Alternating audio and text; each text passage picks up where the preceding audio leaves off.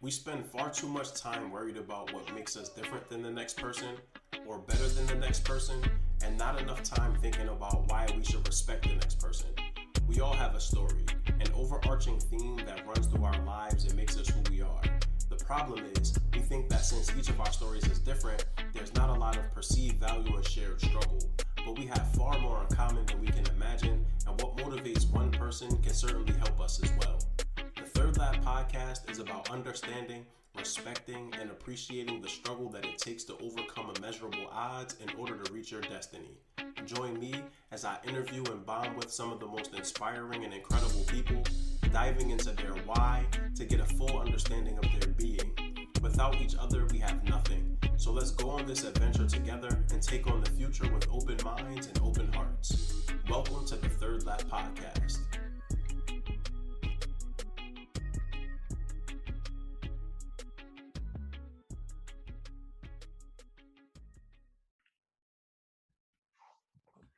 All right, so I'm gonna just count us in. So 3, 2, 1. What up? What up? What up? What's going on, everybody? Welcome to another episode of the Third Lab podcast. Another episode of season 2 of the Third Lab podcast. I keep saying it because I'm proud. I can't lie. You know, in second year of this podcast, so it's something that I'm really proud of. So I'm gonna just keep talking it up. So bear with me. But yeah, second year, bringing more excellent guests, more people for me to connect with and learn about, and for you all to learn from in regards to their pathway to where they are and certainly where they're headed in the future. And so I have the opportunity today to connect with Reginald Benbow, change agent for Baltimore, former teacher. He's now pursuing a Maryland House of Delegates position. He's passionate about creating equity in healthcare and education. And last but definitely not least, he's also a lifelong Trekkie. And so, Reggie, how you doing today, man? How you feeling? Hey, happy to be here. And now, congratulations on season 2 of the Third Lap. That's an accomplishment. And kudos to everything you're doing to bring awareness to topics and to showcase people such as myself. So I'm just ready to talk about my journey from the mean streets of East Baltimore to Yes, sir. college to working in corporate America and now pursuing elected office. Absolutely. And we will 100% get into that story for sure. And so quickly, how we know each other. I actually started following Reggie on social media, on Twitter. I saw a post of yours. I was trying to remember exactly what I saw that initially like attracted me to your account. I cannot remember, but it was something prolific, something really meaningful. And I was like, I like this guy right here. Let me follow him. And so I started following you on Twitter.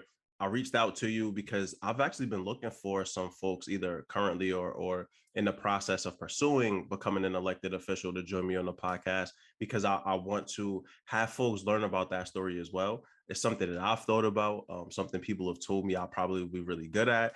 I don't know where I am with that just yet, but you know, I certainly wanted to have someone come on that was fell in line with also like the ideology and the mission of the Third Lab, which you certainly did. And so I reached out to you.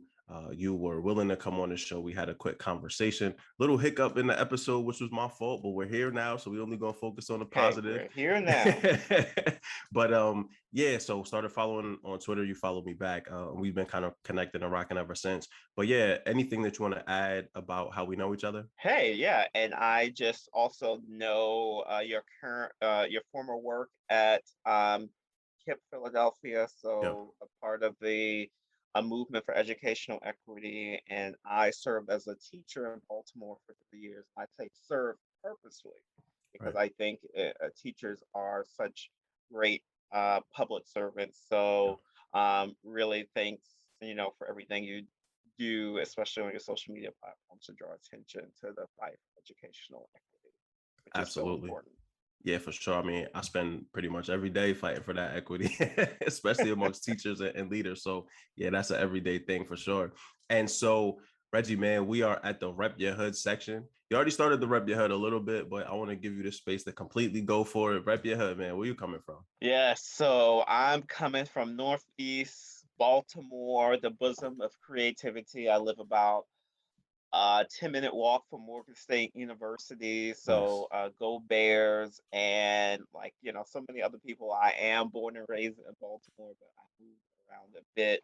So I've lived in Northwest, West, but most of my time in Northeast, Baltimore. So I always say Baltimore is the East Coast best kept secret. Many Yeah. people have a certain opinion shaped by The Wire and those other TV shows, but don't be fooled. If you haven't been, folks, you should definitely try to check it So when I worked for Selected Incorporated, shouts out to Wayne Tam, we did a little bit of work in Baltimore. And that was the first time that I had been to the city in years, right? Like we were going back and forth to DC all the time I was in DC. But that was really the first time I had been in Baltimore, I mean, in years. And to your point, like it was dope. Like I really enjoyed it. I visited Coppin State, and we did some work with their education program. out. And Awesome. yeah, I was like, wow, okay, Baltimore doing it. And I've been telling folks actually, like, cop some property in Baltimore. Really look at Baltimore as potentially a city to relocate if you're looking to live in the East Coast, but not pay an arm and a leg in DC prices or New York City prices. Exactly. There's a Yes. lot of upside to Baltimore. And yeah, I'm a huge fan of The Wire. So I would say that probably laid a lot of foundation in regards to how people see the city, but also, get out there and get a chance to see it yourself, folks. Baltimore is really a beautiful city, especially if you're into seafood. They got some of the best seafood that you're going to get on the East Coast for sure. Yes, and culture, and of course, the other cities, DC is definitely no longer the chocolate city, but Baltimore is, and you just see that infused in the music, the dance, the culture. Yeah, We have so many uh, ethnic cuisines. We have an excellent Little Italy, Greek town, excellent soul food, yeah, excellent absolutely. Jamaican, Haitian communities as well. Okay. So there's so much richness here. And growing up, actually, and so I'm dating myself, but that's okay. When we were in high school, Baltimore club music was big. And so all the Yep. house parties we went to, even some of the clubs in Jersey that we would go to, it was all Baltimore club music. And I'm like, we was doing our footwork, we was doing the percolator, we was getting busy, man. We were getting busy, Yes. man. So, again, nothing but love for Baltimore. Reggie, any other places that you've lived or worked that have been influential in your life or your career journey so far? Yes, and it's funny because I was just there 2 weeks ago for a friend's birthday, but I went to undergrad at University of Virginia, so Charlottesville, Okay. Virginia for sure. Most people probably know it from the unfortunate Unite the Right rally in Yeah. August 2017 with the neo-Nazis and KKK marching on the campus of the university, and the Yeah. woman who was murdered by one of the neo-Nazis, and that scarred the city. But it's such a interesting place to be. This small town in the middle of nowhere, surrounded by the mountains in Virginia. Home of Thomas Jefferson, for better or for worse. But so much history and culture there. And I think I really learned, um, especially at that university setting, the importance of civility, but also standing Yeah. up for what you believe in and coming into your identity. And I also lived for a time in California, in both Northern and Southern California. And so, um, living in, a world-class city like Los Angeles was quite interesting to have access to, so many different people and cuisines and the people who would move there with a hope and a dream. And, actually, I knew quite a lot of people, in the creative industries, living out of their car, but trying to make it, that spirit of entrepreneurship has really inspired me as well. And one of the things that I was surprised about was Charlottesville. So I know Charlottesville because of the Cavaliers football and basketball. Like Yes, I yes. definitely don't know it because of, and also that's Darden, right? Yes, The business exactly. school. Yeah, excellent business school. So great university as far as like academic sports. Not so much lately, but they've had their time. It has its ups and downs for Yeah, sure. right. Like they've had their times, but I was surprised because during the marches that you mentioned, I didn't know Charlottesville was as liberal of a city as it is. And Yeah. so I was really like, hey, like I just assumed that it was a Republican city, really No. conservative. That made sense that they marched there. And so talking to some people that went to UVA, they were like, not at all. Like this is like the complete polar opposite of what the city stands for. And so I thought that was pretty cool. And then I also understood why the white supremacists chose Charlottesville as the place to have those marches, because it was like the polar opposite of what they stood for. So it made sense. So shouts out to Charlottesville for sure. Yeah, I always thought it was so interesting between Los Angeles and New York. All of the people that make those great migrations to chase their dreams, and Yes. so few people actually make it, right? Like it's tough to see, because I know a lot of people in the arts, and like they both New York City, Los Angeles, and a couple of them made it. Most of them still either trying to make it or like have abandoned ship and be like, listen, I'm going home, my brother. I'm gonna go start a family. Like, Yes. I'm moving on to the 2.0 of life right now. And so yeah, cool that you had so many diverse experiences. But again, I And to love that, yeah, yeah, no, sorry go to ahead, go interrupt, ahead, go but ahead. to that point too, I was just thinking of as you probably know, like some folks I know who went out there to be actors, but guess what? Yeah, Actors have to get familiar with makeup, and so some actually yeah, transitioned into other things, being makeup artists, right. and maybe having a steady stream of income that way. And Yeah, so I think you could just learn so many lessons. Maybe dreams, you reflect and then you adjust, and maybe yeah, you pick out, hey, how can I make it, but maybe in a different way than what I had imagined before. And I think that's the importance of being able to pivot, yeah, and also, like, also hold fast to dreams, yes, as Langston Hughes said, because hey, look at Morgan Freeman. I mean, he didn't yeah. become famous until he was what, 80 years old. So you never know. Yeah, that's true, man. I wholeheartedly believe in that. Like, don't ever give up. But also, pivoting is important, right? Like, I know people that were maybe actors that got into video production and video editing, or they became camera people, Yes, right? Like, exactly. they learned other skills, to your point, that kept them relevant, kept them paid until it was their chance to get in front of the camera. And some of them found that, like, they preferred to be behind the camera more than they did in front of it, right? So, Yeah. the film industry, TV, entertainment in general, such a wide sort of genre that you can pursue. There's so many different things that you can do there. But what I was gonna say is that I love that you had all of these experiences. You've been these different places, but you came back to Baltimore. You're listening to the Third Lap Podcast with Mal Davis. That transitions us right into the meat of the podcast, which is really my opportunity to turn this over to you and for us to learn more about Reggie and his pathway to where he is and where he sees himself going in the future. And so really feel free to start your story wherever you see fit. I would say most people start probably, high school going into college going into finally working. But it's up to you. I've had people start at 40 and work backwards. I've had people start at being born and work forward. So it's a wide array of places people start their origin story. So my brother, where does your story begin? Yeah, I like to share a series of vignettes, and thank you for mentioning that. And I really believe that in order to grow, you have to leave home.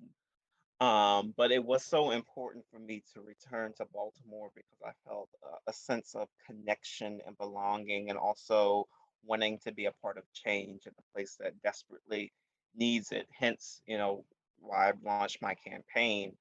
But because it happened recently, we just celebrated the 20th anniversary of the 9/11 attacks. And so on September the 11th, 2001, I was going to middle school, Lock Raven Academy, which is located a few miles north of Baltimore in Baltimore County. And if you're familiar, Baltimore County is a separate legal entity, a separate place than Baltimore City, but it basically surrounds the city on three of the four sides. But it's kind of like that 8 mile barrier that exists in Detroit.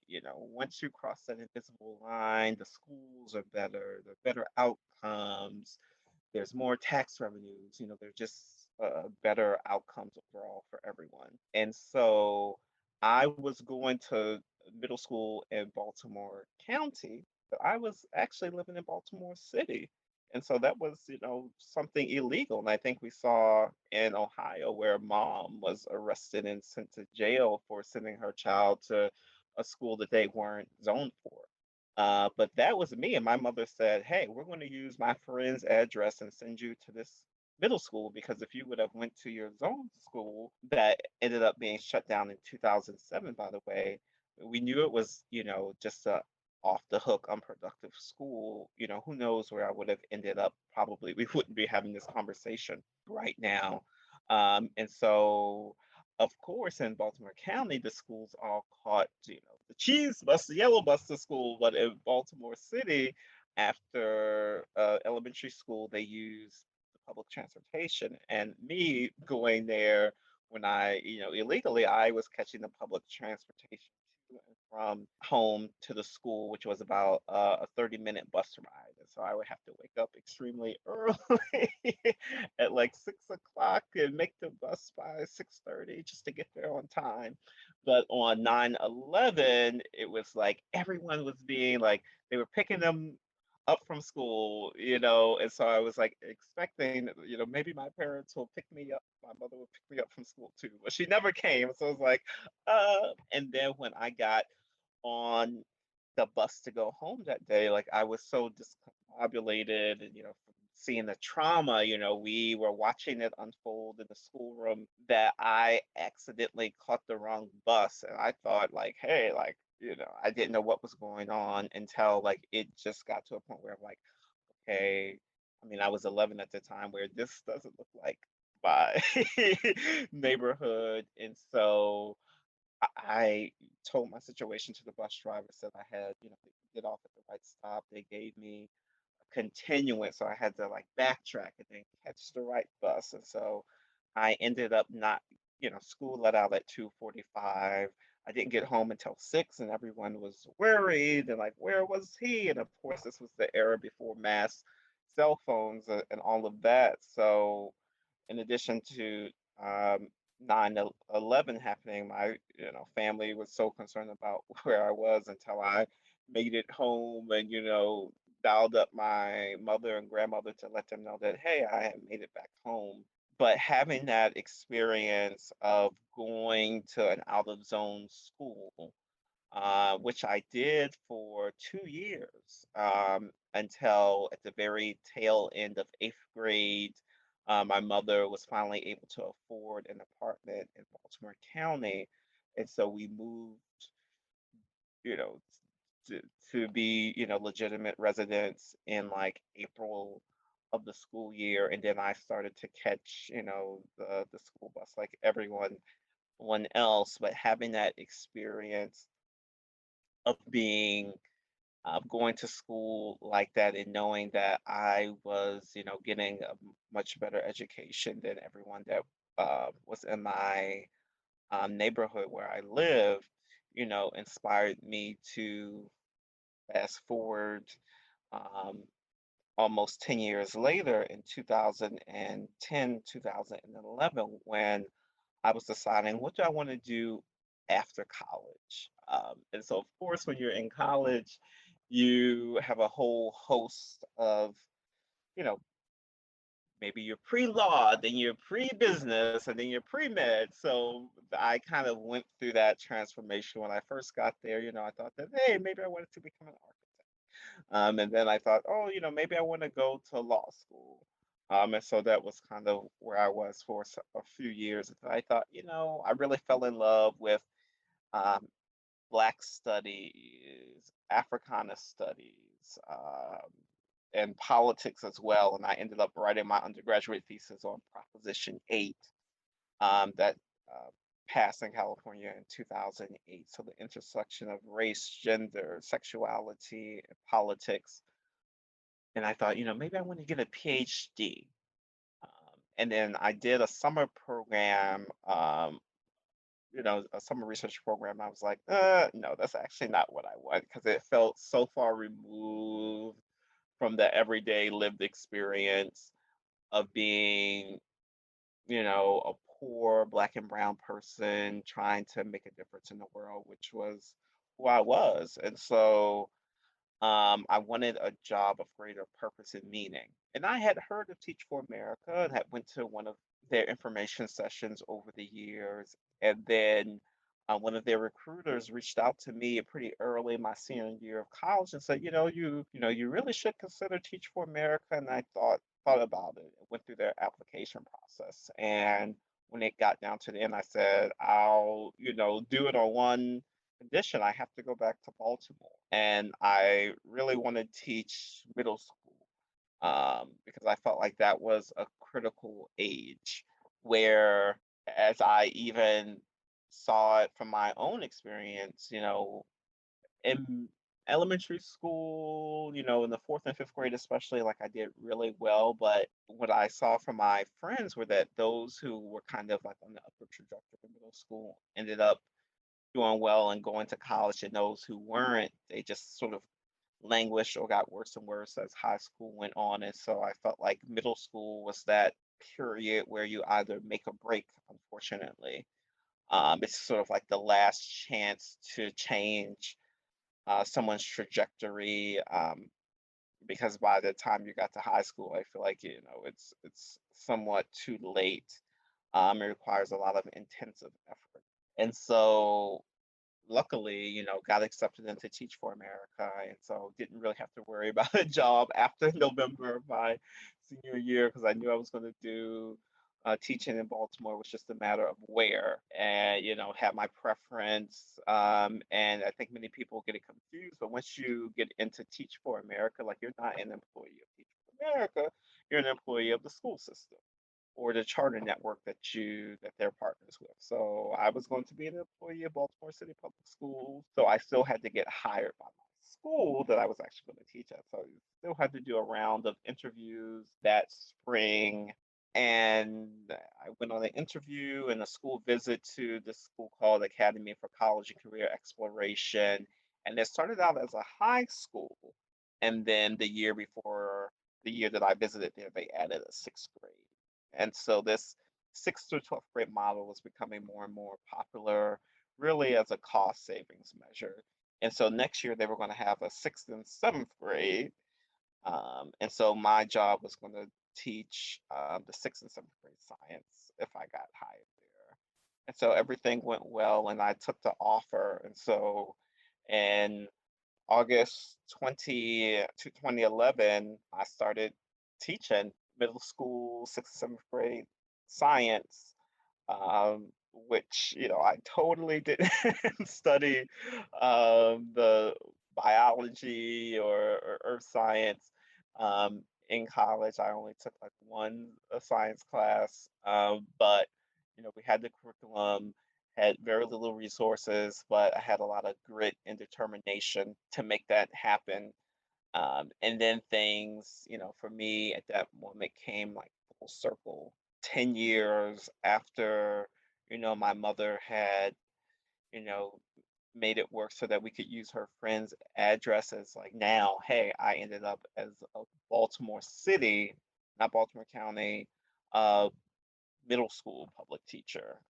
And I really saw my mission and purpose as to how can I help to make sure that the children were on the right trajectory. And then slowly but surely, of course, as it first began, I was very bright-eyed and mystified and thought, yeah, let's go change the world. And then I confronted some of the harsh realities that our children face. And like I knew it, of course, maybe some of them don't have utilities on at home, like a lot of time. And it's not just because they were, in middle school going through the puberty transition, but I'm like, okay, I'm like, hey, did you take a bath? And it's like, well, we don't have hot water running because we don't have electricity at home. Or, I'm hungry because we don't have food at home.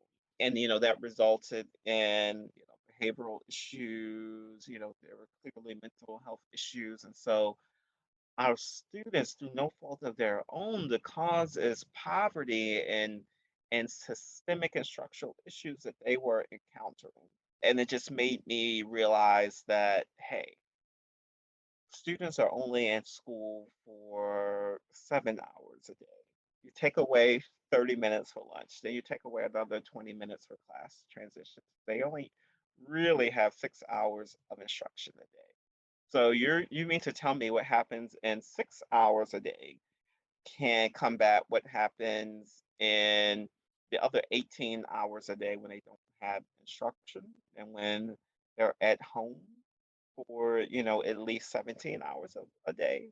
Of course not. And it felt like what society was asking us to do was to, work a miracle every year.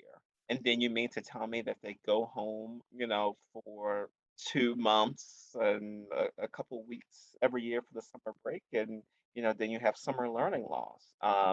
And so as I got into my third year of teaching, I would kind of see that cycle repeat. It's like even if we, did great work, over the summer when the students came back, because of course, since I was teaching middle school and we had a 6th through 12th grade school, you could kind of see that progression. It's like, okay, yes, they got marginally better over time, but it wasn't really enough to really move the needle to where it needed to be. And so even as a teacher, it felt like, I was like a nurse in a hospital playing triage, and really other things needed to take place. And so that got me thinking, we really need to transform society. We really need to solve the root cause, which is poverty. And, the bad and poor educational outcomes are really a symptom of poverty. But we were looking at it the other way around. Oh, how does a student perform in this standardized test? Yeah, they should perform as well as somebody in a district where they have $1 million homes. I'm like, that's not possible, because these inequities are baked into our society. So let's change the inequity. So I decided at that point that I wanted to leave the classroom. And quite frankly, I was getting to the point of burnout. And I decided, hey, I don't want to become the teacher where I on Disney movies on every day. So let me end on a high note. Let me give this third year of teaching everything I've got, and then let me go on to graduate school to really broaden my leadership outside of the classroom. And so at that point, I decided that through business is where we could really make the difference, especially as Black people. I think we need to really look to building wealth in our communities. And I decided, I had thought about maybe law school or policy school, but I said, I want to go to business school to really equip myself with the skills to know how to run a business, probably work in corporate America for a bit, gain some skills, also build my bank account. Of course, I was a teacher. It's not like I was able to save. So realistically, it's not like I come from wealth, or privilege. So, let me build my bank account, let me gain some new skills. And so I ended up going to the Duke School of Business. And so moved from Baltimore to Durham, North Carolina, which was really interesting experience. And I felt like, of course, for undergrad, I had lived in the South as well, but Durham really felt like living in the true South of where, Charlottesville, because, it's kind of like a unique place, a blue dot in the Red Sea, but Durham was like, nope, it's not pretty. We don't have these special festivals. um, we do have an elite university too, but it's private and it's like very closed off the general population. And it's just very clear that we have this elite university and the hospital that's attached to it, and that's one part of the city. And then most of the, especially, you know, workers and hourly workers and service job workers are Black and brown folks who live in another part of the city. So it was kind of like another, confirmation and shock to the system of, okay, yes, systemic inequities here too. But I have a lot to learn from the business school. And so I took that experience, um, and then decided to work in healthcare, because one thing that I noticed too, um, just as a person growing up, it's like, wow. Two of my grandparents, one only lived to be 53, another only lived to be 63. Um, and so why are we dying early? Why do we have higher incidence of cancer and diabetes, and obesity? And I think your health is your wealth. And so I was really inspired to work in healthcare. And so first I was an internal consultant for Blue Shield and then Kaiser Permanente. And then I became a management consultant with Deloitte and now PricewaterhouseCoopers, helping life sciences, health plans, and healthcare providers, improve their technologies, improve their operations so that they can deliver more efficient care, improve their quality, um, and really hopefully reinvest those costs, savings into patient care. And then, I felt like I was on a good trajectory. Uh, 2020, my main client was a large healthcare provider in Indiana, and then COVID struck. And then we we already knew it, um, but COVID really exposed America's racial justice crisis and healthcare crisis. We already had an education crisis, especially in urban and rural public schools, Right. but then it made it just so much aware for everyone else. And so, bam, education, healthcare, racial justice are on the front burner of the pages every day. We saw Ahmaud Arbery, Yeah. George Floyd, Breonna Taylor. And of Yeah. course, in 2015, I feel like Baltimore was the canary in the coal mine. We had the incident of Freddie Gray, Yeah. who was Yeah. picked up off the street for loitering, and his neck was broken on the so-called rough ride. So, of course, there was police misconduct and foul play there that resulted in his murder, the murder of so many others. And that really inspired me to say, who am I waiting for? Mm. We need better elected representation. We Yeah. need better public servants. Um, um, and quite frankly, I felt like I had lost some of the fight that I had when I became a teacher. Yes, I was serving on the boards. I served on the board of reading partners. I volunteer with the Urban League. I volunteer with Uncle Band. So, I was doing this board service and volunteer work, especially with education and healthcare causes. But that wasn't enough. I said, we have to get back to solving the systemic and structural inequalities that have made society so inequitable. So, therefore, what's the best way to do that? Through public policy and by being in the arena.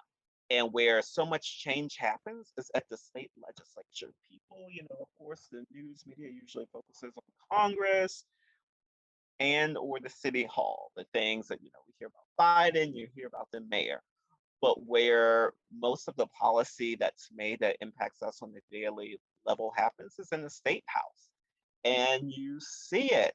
Uh, Republicans across the state, across the country, not just in Maryland, have tried. In Maryland, it's basically a Democratic majority legislature, super majority legislature, but in places like Pennsylvania, Texas, etc., passing these very restrictive voting laws to suppress the vote, passing laws to take away a woman's right to choose, making it harder to give health care to all, blocking implementing the Affordable Care Act. And so I said, I need to go to the state legislature so that we can help enact some change.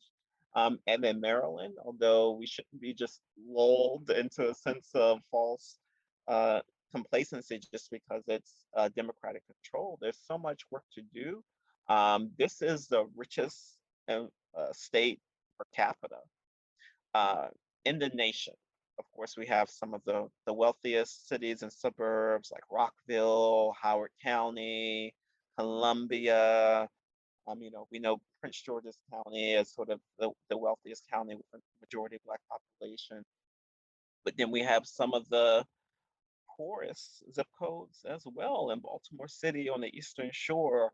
And so We really need to change the way education is funded to not just divide up resources evenly, but to divide them equitably to send them to where they're needed. We still need to expand healthcare access. We still need to make it so that those who are incarcerated can re-enter society and become productive citizens again. And we need to hold police accountable. And one of the ideas that I have is let's make a police misconduct registry publicly available, searchable on the internet so that if an officer, has an incident, it's logged publicly. That'll cut down on the number of incidents and hold people accountable and make it so that, hey, if they try to get hired in another jurisdiction, then that information is out there.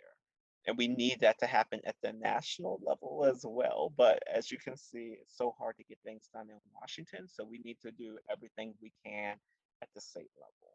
I still think about, you know, it's funny because it's basically 20 years later, to go back to where I started, 20 years ago in the seventh grade, having, our world sort of be shattered on 9/11.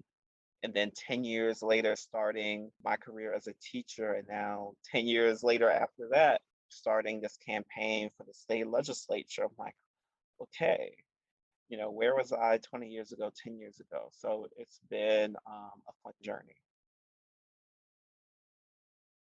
Hey everybody, so I have some really exciting news.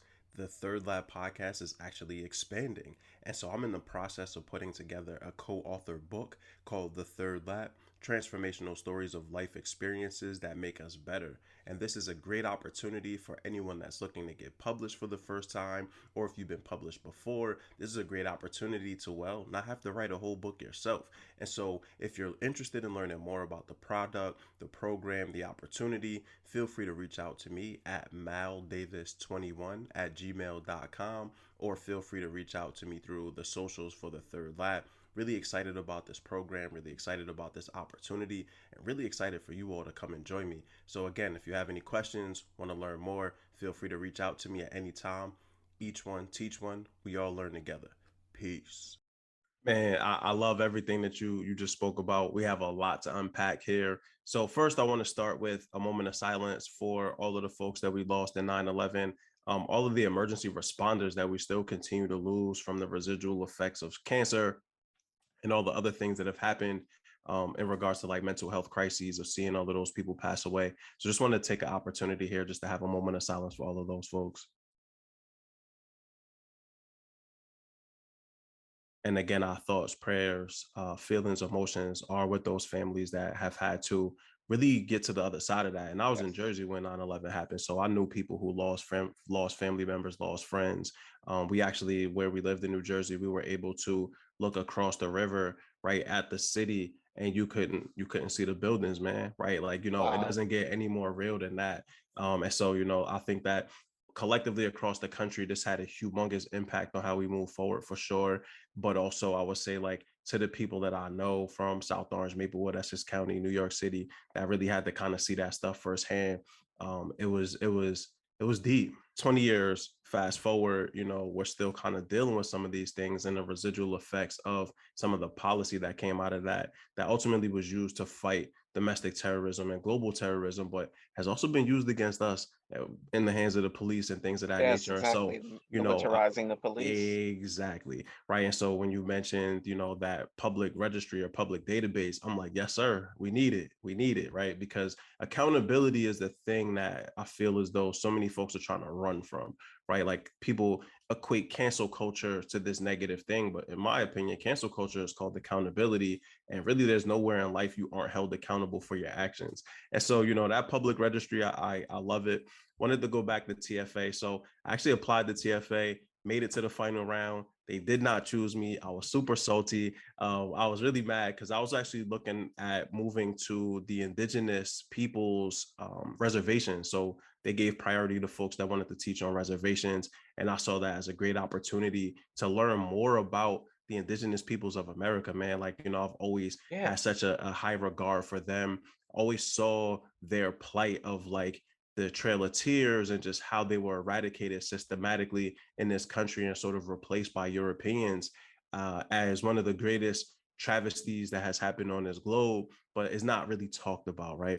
And so didn't get chosen, but I've been able to work with TFA. At KIP, we hired a ton of TFA folks. I've worked with TFA all across the country. And And can we so, speak about the inequities, especially of course. in the hiring process? And I've seen it happen to, over the years, as a alumnus, recommending so many people for TFA and many of them not getting selected. And, Yeah, unfortunately, many of them happen to be Black and brown men and women. I feel like they've taken steps. And I'm like, okay, so who are you encouraging and sponsoring to go into communities? right. It shouldn't just be, uh, you know, of course, they had a certain profile, the Ivy League Yeah, education and those who came from privilege. And I'm like, this is just reinforcing the inequities that we have. yeah. So you need, even when I think I taught, I was the 2011 Baltimore Core, we had fewer than 20 Black core members out Wow. of 200 in a city Wow. where the student population is 80% Black. Right. So, Yeah, that part. And the more I had gotten to learn about TFA, the more I was sort of kind of beefing with them at that point because I realized that that was a lot what was happening, right? Is they were recruiting from Ivy League institutions, really high performing institutions like Duke, like UVA, but weren't necessarily looking at HBCUs, weren't necessarily exactly. looking at Hispanic serving institutions, weren't looking at places where there was like a hub of really good BIPOC educators that they just kind of turned away from. And so I can say now they do a much better job, like having worked really closely with TFA here in Philadelphia, TFA out in Massachusetts, TFA in Baltimore. Like they're having these really TFA in New York City, like they're having really good conversations about how to identify, bring in, hire, or get hired, I should say, more teachers of color, because most of the cities where they work are urban cities and most of the placements are urban schools, whether they be public schools or charter. So they're doing some work. But holistically overall, like education has to make a humongous transition towards equity because right now we're talking in a country that, minorities continue to uptick and like the majority Caucasian population continues to downtick. Educators, teachers are still 90+% Caucasian across the country, right? Even here in the state of Pennsylvania, we're talking 94%. And in the city of Philadelphia, over 90%, where the student population is drifting towards about half and half. So a lot of work needs to be done there. And I think you hit the nail on the head, which is around policy, right? Like you talked about how, this pandemic, the coronavirus did so much, but what it really did was highlight the inequities of our systems that we have in place that, Yeah, it Black people exposed it. so much, right? For education, kids unable to access Wi-Fi, kids unable to access the resources and food that they need, to healthcare. People can't get to hospitals. How many places where Black people were like the dominant demographic didn't have access to hospitals that had the resources that they need. They didn't have the machines that they needed. We were last to get vaccinated, right? And Yeah, so, I we think talk that, about food deserts, but yeah, yeah, we have healthcare deserts yep, and disparities. And you look at the number of hospital beds, yep, and predominantly African American areas versus other. You look at the number of primary care yep, providers. I mean, it just goes on down the line. And I'm so glad you mentioned digital equity. That's something that's also a big part of my platform. And I have a bone to pick with the number one company in your city, Comcast, because oh my they're the gosh, only ISP, internet service provider in Baltimore, and they have a monopoly. yep, And it's really chokes out people being able to afford internet access. yep, And we have to solve the device gap. yes, You know, families, especially lower income, lack the devices and definitely lack high speed internet yeah. access. 100%, and you talk about the monopoly that exists. We're not talking about the housing, people getting evicted in the middle of a pandemic. people getting laid off and then expected to come back to work in the middle of a pandemic. And so, there are all of these places that I feel as though we as a country need to address. But you named quite a few areas that, you're sort of looking at advancing and really addressing, as you run for office. And so, you really walked us through your history. Fuqua is a heck of a business school. I actually went and visited Duke when I was in high school, and I went into the orientation. And when I tell you, there was about 3 Black folks in there, and the other 200 people were white. And I looked at my mom, and she was looking at me. She was like, I know, I ain't applied to Duke. I ain't had no interest in Duke after Yeah. that. Like, it was a wrap. Wake Forest, Duke, UNC, that triangle right there, man, excellent institutions. But I think what you said is that you still see how the people of color in those areas, despite having these great schools, are still marginalized, right? Oh, I yeah. think of Columbia Exactly. University, like, they have no relationship with the community. Temple University has really struggled to create a bond and a relationship with North Philadelphia. And so, this is something that's ongoing. But in regards to you in public office, what are you really looking to accomplish for your city? As you say, you're a change agent. I think that change agent can be used as an umbrella to really define or to encompass a lot of different things. But specifically for you, when you're elected, because we're going to talk it up. So when you are elected, what are the things that you're looking to bring to your city, bring to your state, to make sure that children that are growing up in the city their parents don't have to risk going to jail to send them to Baltimore County? And last piece, when I realized that Baltimore County annexed out the city of Baltimore, that made me more angry than I probably have ever been, because I didn't realize it. And I was looking at a map of the city, talking to my old boss, Wayne Tam, and we're looking at the map, and we see Baltimore City, and then we see this huge triangle, rectangle around Baltimore City, which is Yep. Baltimore County. And we both kind of looked at each other like, wait, hold on, man. Like, what happened right here? And no one had an answer. Nobody that we talked to really had like a real reason. It just was what it was. It's how we do business here. And I'm like, listen, when the county was willing to annex out the city and the city had the port, that told you everything you needed to know, that they were willing to lose whatever wealth might come from that port to be able to annex out all these Black people and brown people. That to me, I was like, yo, we got to do work in Baltimore, man, because clearly, they were left for dead. And so, I would love to hear, as a man that has come back to Baltimore, represents Baltimore hard body, what are you looking to bring to your city, bring to your state that may be different than some of the other elected officials that have come before you? Yes, and so we will claim it because we're looking forward to June 28th, Yes, sir. 2022 and November 8th, 2022. So what I feel is unique about me, as I laid out, is my experiences. Uh, I know we didn't really discuss it, but my father spent 9 years in jail. I was, raised by a single mother. I still went on to become the first person in my family to graduate from college and later graduate school. So I have a story of overcoming obstacles. And you have to look at the lived experience of your potential elected officials. And so it's a story of triumph. It's a story of doing what needs to be done and working to improve the community. Because even those who have my experiences have moved on and may have moved to DC or New York or Chicago and never looked back, but I came back because I feel like Baltimore, created me essentially. And I want to expand opportunities for others. And it's specifically in 3 areas. And as a state delegate, my top priorities will be racial justice, digital equity, and health equity. And so, in terms of racial justice, this is where I want to advocate for the police misconduct registry and also for better reentry programs for those who are formerly incarcerated.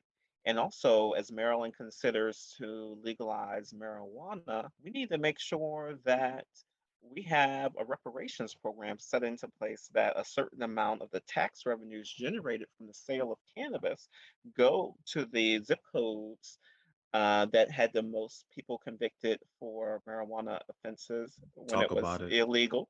Talk And about it. also that a certain proportion of the growers and sellers are Yeah. reserved to be minority and women-owned businesses. I love it. Racial justice needs to have economic teeth behind it. I love it. Yeah, in terms of digital equity, what we need, in my opinion, is a public-private partnership to expand the number of internet service providers. For some reason, Verizon, Fios wasn't allowed to come into Baltimore City. Of course, that had to do with the fact that Comcast is in the pockets. And if you look at who Comcast has donated to, people who are a lot of political incumbents in Baltimore. So we have to allow AT&T, Verizon to come in and create more competition for Baltimore. We have to use partnerships with Google, Dell, and other companies to give every child in Baltimore City a device that they can use at home, point blank, period. If we are silly and think that education is going to return 100% to be classroom in person only, that's a farce. And it's a disservice to our children because we need to make sure that they're prepared for the digital jobs of the future. And I want to expand programs at community colleges to teach people how to use Word, how to use PowerPoint, how to make a spreadsheet with Excel, how to use the Google suite of products. Because as you know, if you don't have digital skills, it's very hard to be employable. And that's hurting so many in our community. And then thirdly, in terms of health equity, hey, I, it kind of seems like the buzzword of the moment, but mental and behavioral health. We need to expand mental and behavioral health. If it's one thing that has resulted from the pandemic, is that we are in a mental and behavioral health crisis, and we can use telehealth to get mental health services to everybody where they are. And this will help serve the issue with the number of providers because, hey, if you're, based anywhere around the world, we can just beam you in to somebody to have a counseling appointment with them via smartphone or computer. And so we need the state to invest in that. And I think this ties into all of it, but my number one overall priority is fighting for universal pre-K. I have participated in a lot of government programs that helped to shape me from Head Start to Upward Bound, but I really think it was having that Head Start as a 3 and 4 year old, having pre-K before kindergarten, which really helped to put me on the path to success. And studies have shown when students have education in at 3 years or 4 years old, it really puts them on a path to success, helps to close the gaps in the number of words that they know, helps to expose them to different things. So right now, across the state and in Baltimore City, pre-K is basically based on availability because there's just a limited number of spots, and then it's not frequently all day. So we need universal full day pre-K for everyone. So of course, you know that um, this is in the Build Back Better agenda from Joe Biden, but we don't know. Kristen Sinema and Joe Manchin are being pains in the behind, so we don't know if that can pass at the national level. I hope it does, but if it doesn't, we have to pass that at the state level. Yeah, and free the homies, man. Retroactively free the Yes, homies. exactly. How are we Expunge having, records. come on, bro? How is we being legalized and recreational and people still sitting in prison and Yes, state jails and yes. fed for marijuana offenses, right? Yeah. How is that It's the possible? height of hypocrisy, and that's It why I say is. that this is a racial justice crisis. Why are Black men and Yeah, Black families being so disproportionately impacted? right. If they had, you know, uh, a tenth of an ounce and all of that Yeah. craziness, they're sitting behind bars. But if you have the same amount of cocaine, you're free. You walking around free to this day. Yes, and why is it that, oh, now we have the opioid crisis? reasons why, Yeah. because that's, mostly white folks taking prescription drugs and fentanyl and Yeah. crystal meth. So that's treated as a public health crisis, but Yes. crack cocaine Woo. and weed was treated as a crime issue. So Yep. we have to have a total transformation. And it's funny you mentioned that. Shout outs to my cousin Ronnie Sills. We were talking about that yesterday, and that's exactly what I said. I was like, with the opioid crisis, it's a mental health issue. Like, Yeah, we're trying to exactly. find more opportunities It's and better addiction. funding. Right. Let's treat addiction no matter what it Right. is. No matter what it is, versus, like you said, weed and crack, tougher on crime, harsher punishments. We brought back the RICO law to fight crack cocaine, right? That was Three used for strikes, you're the out. mafia. Hey, 3 strikes, you are out. And come on, man. And so free the homies. Everybody know how I feel about that. Free the homies, man. Get them out of here. And even what you said about the not just freeing the homies, but having a space for them to better re-enter society and better acclimate themselves to a world that, for better or worse, left them behind, right? I think that, like, there's, especially with the uptick in technology, that we have a lot of people sitting up 10, 20 years that are going to come home to a society that looks drastically different. And so are we just going to plant them right back where they came from with no resources, no help? Or are we going to have reentry programs that give them job training, that, allow them the opportunity to have access to mental health? And I love what you said about telehealth. What are we doing to bring back families, right? And like have these family therapy sessions, because we have damaged children and damaged families. Oh my Lord, Children's is not a trauma. word.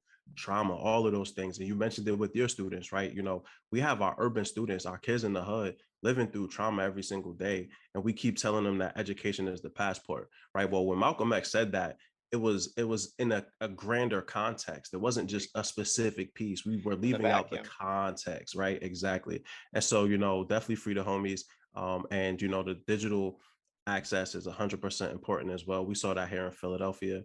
Now, I don't understand how we have antitrust laws, but then we have only one ISP, like internet service provider, per city. Those things don't make sense. And it's a lot of what you said, whose pockets are being lined and who's benefiting from only having one group there. And so, Reggie, I'm super excited. And as you continue to get closer to the time for voting and time for people getting out there, I'm going to continue to have you back on the show, have other folks on the show, just to continue to raise awareness, because I want to do everything I can to get you in office, my brother, because I feel like Thank we you so need you. much. We need Yes. you in there. We need folks like you in there that are really repping the city, really understand the plight of the people, so that you can go in there and work hard to advocate for folks that look like us. It's 100% needed as we make this transition from the old regime to the people that are coming in here to do the work. Hey, so I'm really excited to announce the first ever advertiser for the Third Lab podcast. And of course, it's the homie Teddy Gandy and his team from Blacks Apparel. Blacks is a clothing company that focuses on Black reality, both past and present. They share daily Blacks or Black facts, quotes, and content regarding Black reality through their social media. So stop by the store at blacks.com. That's BLACTS.com to check out the Blacks basic tees and all of their inventory. Blacks also uses its platform to collaborate with local artists, so keep an eye out for their limited edition tees and apparel. Make sure to use the promo code THIRDLAP for 10% off your first purchase. I mean, really, what you waiting for? Get the blacks.com, Third Lap, for 10% off your first purchase. Support the homie Teddy, support the podcast. Let's go. And so, you were able to walk us through your platform and the things that you're advocating for. I'm 100% on board. I absolutely love it. But what is your motivation, man? So we're at like the why. You worked in corporate America, you transitioned, you left Baltimore. You could be living anywhere in the country, anywhere in the world. You could be doing anything, right, under the sun, making $500,000, $1 million a year, man, doing anything, brother. And so, why have you decided to transition not only back to your city, but into policy and into a realm that is diabolical in a lot of ways, right? And has historically worked against people that look like you in order to keep a certain ideological thought process in place that has ultimately been the undoing of Black and brown people in this country. So, why do you do what you do? Why are you so passionate about these things? Thank you for that question. And it's certainly not financial motivation. So, I'll just keep it real. Already, I'm losing, I'm now committed to the campaign. I'm losing out on my salary. So, thousands of dollars, depleting my savings because I wholeheartedly believe in this is that if we don't have the right people in office, if we keep doing the same things and keep reelecting the same people. That's the definition of insanity. And it has to stop with someone. And I really took it to heart when Barack Obama said, we are the ones we've been waiting for. And I don't want to go to Annapolis forever. I don't want to be a career politician. You can't really accomplish everything in one term. So for me, it's get in there, serve, 2 terms max, that's 8 years. Hell, if I can't accomplish what I need to accomplish in 8 years, then I probably need to get out of it. I hate when people say, yeah, just keep reelecting me and reelecting me. Why? Like the current incumbents, they've been in office, one of them since 1982, one of them since 1992. What do we have to show for it? Hardly nothing. And so if you're not there to, cause a little friction, get stuff done, then you need to move out the way. And so the same way that I came in to the classroom, gave it my all, worked myself to the bone, but also got out when I knew that I would probably like no longer be effective. That's what I want to do in politics. I can't leave it to anyone else. I can't say, yeah, who else is going to run? I have to do it myself. We have to take ownership. And I encourage everyone to think about, what is your lane and how do you want to play it? And we need, quite frankly, I have these conversations with my friends all of the time. Like, how can we, as Black and brown people interested in change, build power? Well, you can't do it on the sidelines. You actually have to pursue power. You have to be in the arena. And hey, for everyone, it's not politics. For many of us, it needs to be entrepreneurship. We have to start more businesses. We have to start more media outlets, as you're doing, to get our message out there. If we only listen to the mainstream media, we're only going to hear that certain mainstream narrative that doesn't serve us. And we have to open our eyes and get out there and pursue more elected office, especially at the state and local level. It's, disheartening that the national news receives so much attention because I think it's easy to talk about. But I would just encourage everyone to plug into what's happening at the state level, and the local level as well, because that's where you can really make a difference. And yes, I already have seen so far how it can be really grimy, really backbiting, negative in a way. But a big part of this running for office is also just getting out and talking to people, knocking on doors. And so it's not rocket science, but you just have to pound the pavement, pound the phones, and get some support. So we can do it step by step with just, some good old effort. Listen, can't go wrong with effort and hard work. If anybody knows anything about Malcolm, I talk that all the time, right? It's like, and I think that hard work has become caught up in the white supremacy movement and jargon, like professionalism and some of these other Oh, things, yes, exactly. and I don't want to say hard work from that standpoint, but I do believe in hard work, right? Like I do believe in giving some effort, getting your elbows dirty, getting your hands dirty, getting in the work and getting in the mix. And so to your point, yeah, we can't stand on the sideline, right? Like you don't win it. Not everybody could win a championship being on the bench, right? Everybody has a role and everybody has a purpose. Sometimes you are just the support network. Sometimes you're the person out in front like yourself.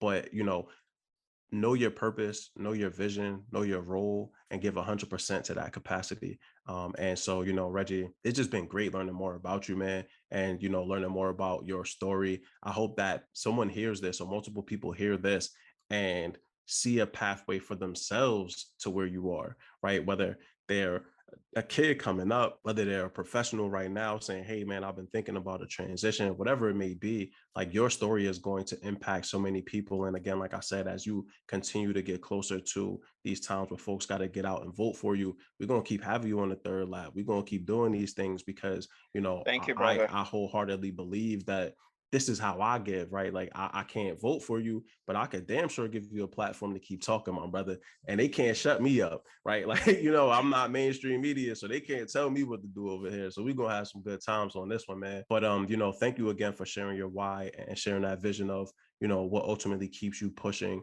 to create these equitable solutions for communities that look like you and that you were actually a part of, which is amazing. And so we're at the motivational thoughts for the people. So this is 2 to 3 minutes of just you really, and I love, again, I always say this, I love when I connect with educators, because when I say stamp the line, like stamp the knowledge, they know what that means, right? And so Yes. what do you want the folks that have heard this show, say they just only for whatever reason tune into these next 2 to 3 minutes, what do you want them to know about you and your message, and like what motivational sort of like thoughts would you want to share with them? First, thank you so much for the opportunity to be here and for the conversation. This has been excellent. I want them to know just one key thing. You have to think about your destiny.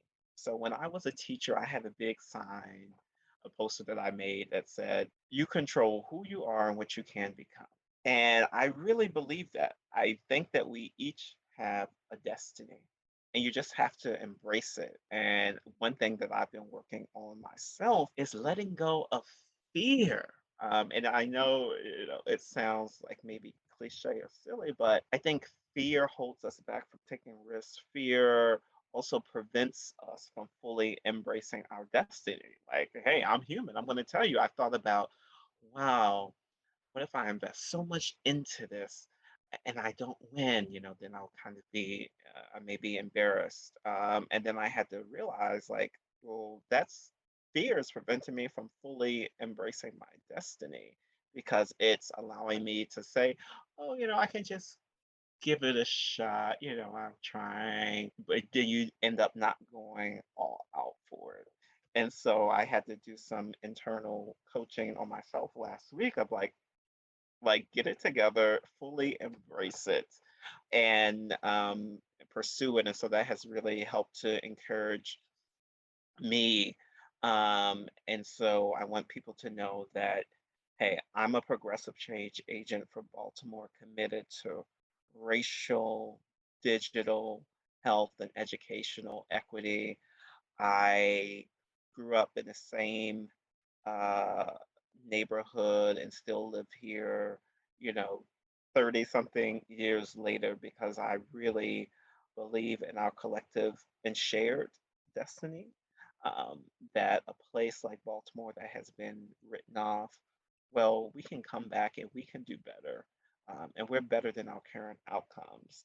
And so when I take office officially in 2023, I'm going to work myself to the bone in order to get us the equity solutions that we need. Absolutely, my brother. And so, do you have any book suggestions? So, the Third Lap podcast, I always ask folks if what are they reading currently?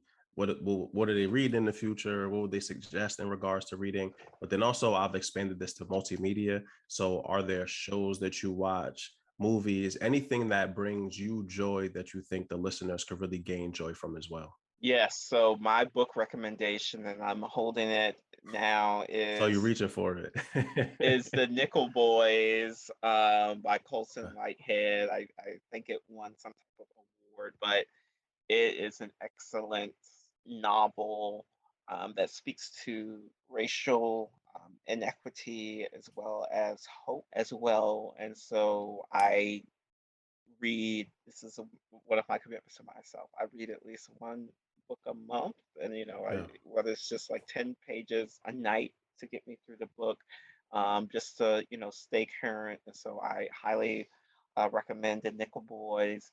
And then in terms of television, you know, you introduced me as a huge Trekkie. Of course, so excited that William Shatner went to space, at 90 years old. And of course, the whole idea of like Blue Origin and Virgin Galactic are very problematic. The billionaires with these very phallic looking Yeah, spaceships, but very I'm phallic gonna looking. yes, I'm gonna be happy for William Shatner, and I encourage people to watch one Star Trek episode. It's Okay. called Far Beyond the Stars, and it's Star Trek Deep Space Nine, which featured Captain Benjamin Sisko. And that episode actually speaks to the idea of destiny. Hmm. And the basic premise is that these aliens send a vision to Captain Sisko, but it's a false vision and it tries to knock him off his path. Mm. But he has to overcome that false vision. So I tell people that is one of the best episodes of Star Trek and television, Far Beyond the Stars. So I know you're not going to watch all 800 episodes like me. So if you only watch one, you can watch that, and you don't really have to know anything about Star Trek because it's very combined in that episode. Awesome, man. Awesome. Thank you for the suggestion. I'm actually go check it out. My dad was in the Star Trek. I never really got into it, but that sounds right up my alley as far as like entertainment wise. There's always going to be things trying to knock you off your destiny, right? And I wanted to tell you, I know you got your network of friends. I know you got people that you talk to on a regular basis. But whenever you feeling like I'm unsure, man, call me up, man. We're gonna talk. I'm gonna get you right, man. I'm gonna lift I your sure spirits back will. up, my brother, because I got you, bro. I got you for real. I mean that because we all go through that, and I think it's important that and all my homies know they could hit me, and I'm gonna be like, nah, what? Like, let's talk through that, man. Like, listen, this two shot, And we however you all feeling, need this gonna that. pass 100%, a Yes. 100%. Oh, you As have they to say, have people you can iron rely on. sharpens iron. Yes, sir. Yes, sir. And that Baltimore accent just came out, my boy. I Yeah. heard it. That R sharp as R. I'm like, there it is. I heard it. Certainly, I really, I don't necessarily have a full Baltimore accent, but it comes Yeah. out with certain words. Yeah. That's like me and Philly, man. Certain words I say them and be like, there it is. You sound New York 95% of the time, but I heard it right there. And so as we get to the end of the episode here, Reggie, again, I appreciate you running this lab with me, man. This was just so amazing.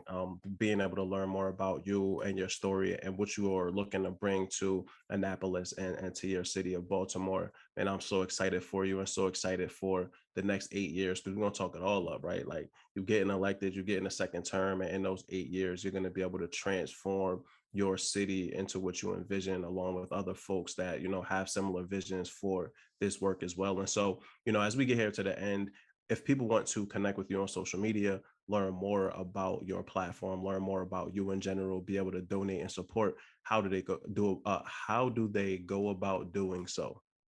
Well, really appreciate that plug. So I have made it very simple. It's just Reginald Benbow, and that's BENBOW.com. At Twitter, just Reginald Benbow. On Instagram, Reginald Benbow. On Facebook, Reginald Benbow. Is all simple, to make it easy to find, as well as on Medium, but very active on the website, reginaldbenbow.com, Twitter at Reginald Benbow, and even LinkedIn, Reginald Benbow. So I like to stay connected, on various ways, and I post a fair amount of stories on Instagram. So you'll see Star Trek stuff, you'll see politics stuff, you'll see a lot of different gems.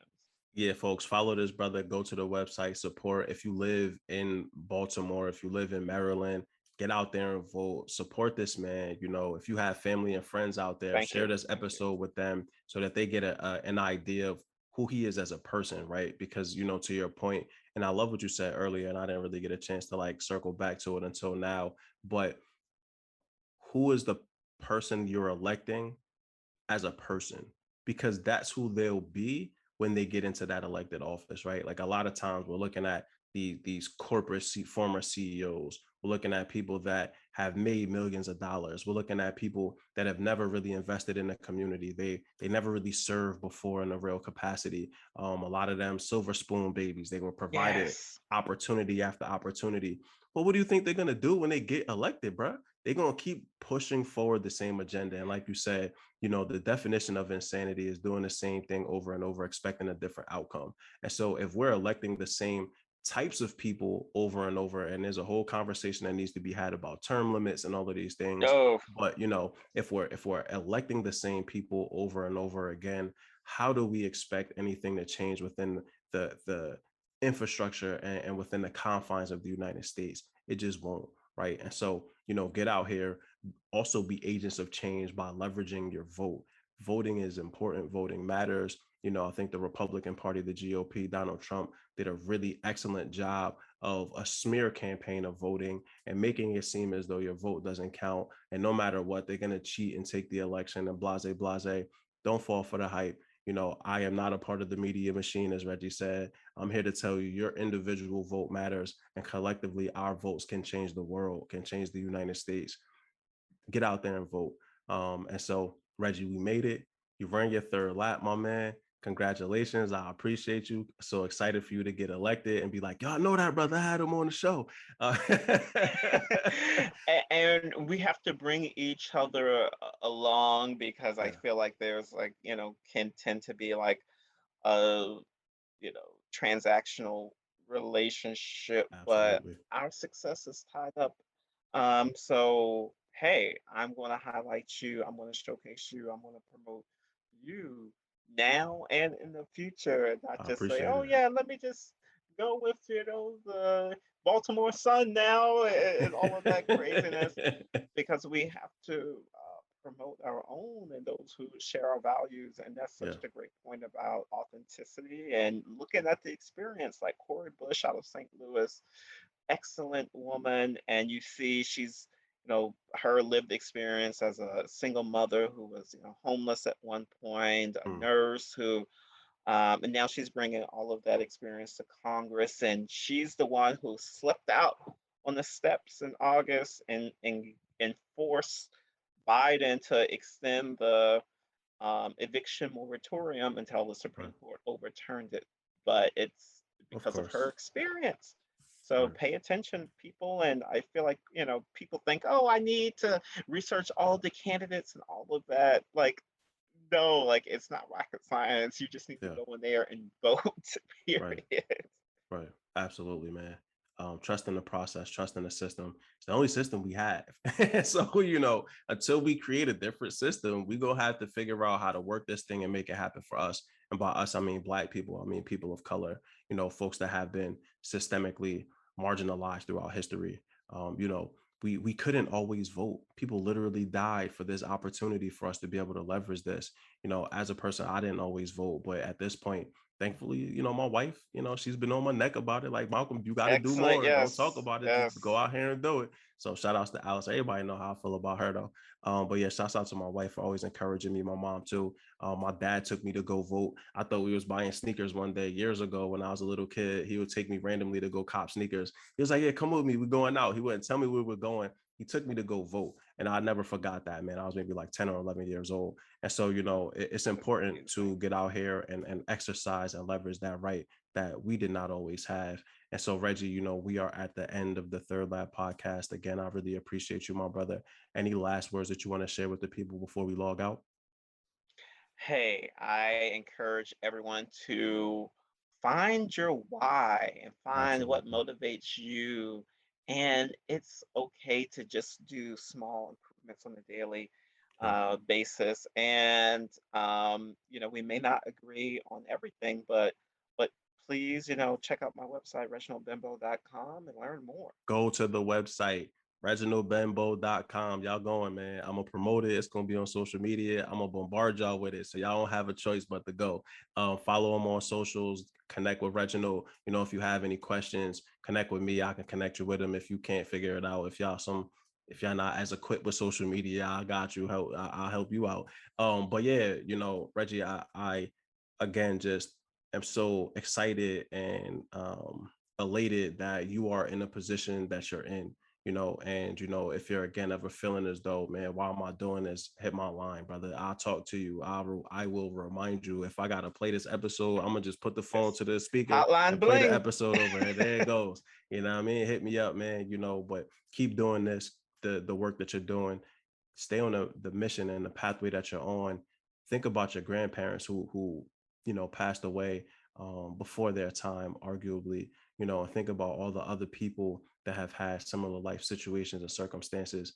Our children, our communities deserve better. And I wholeheartedly believe that for the city of Baltimore, at the very least, you will bring that to that state, man. You will bring that to that city. And I'm geeked up, man. I'm a change agent. I need a Reggie shirt, man. Send me the Reggie shirt. I'm gonna I be out here in will. Philly with the Reggie shirt on, man. Yes. I got you. It's on your way. Send me the address. I got you, my brother. I appreciate you. And so everybody, listen, like Reggie said, find your legacy, find your purpose, find your vision, align yourself. That's why this podcast exists. That's why y'all listen to this. There's so many other things you could be listening to. Ratchet TV, so many foolish things. This ain't ratchet. This ain't foolish. These are gems on gems. These are people coming on here to share their experiences with you as they've found their legacy, as they've dedicated their time and energy to changing the world, not just, generally, but specifically even within themselves. And so, as always, I challenge you all, find your legacy, find your vision. Like Reggie said, even if it's small steps, piece by piece. I started with one podcast. I now have two. These two podcasts will expand into other things. You just never know, right? But find your purpose, find your vision, live your life. We only got one of these things, man. Make every single day count. If you ain't make it count yesterday, make today and tomorrow and every day from here on out, make them count. And so, again, this is another episode of the Third Lap Podcast.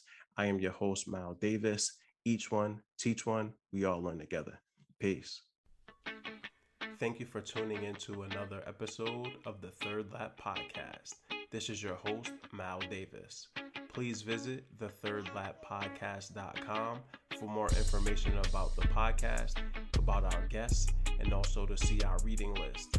You can find us at The Third Lap Podcast on LinkedIn and Facebook, at Third Lap on Twitter, and at third_lap_podcast on Instagram. If you know anyone that would be great to be featured on this show, please reach out to our host, Mal Davis. He's always looking for interesting people to learn more about them and to talk about their pathway. Thank you so much again. Have a good one.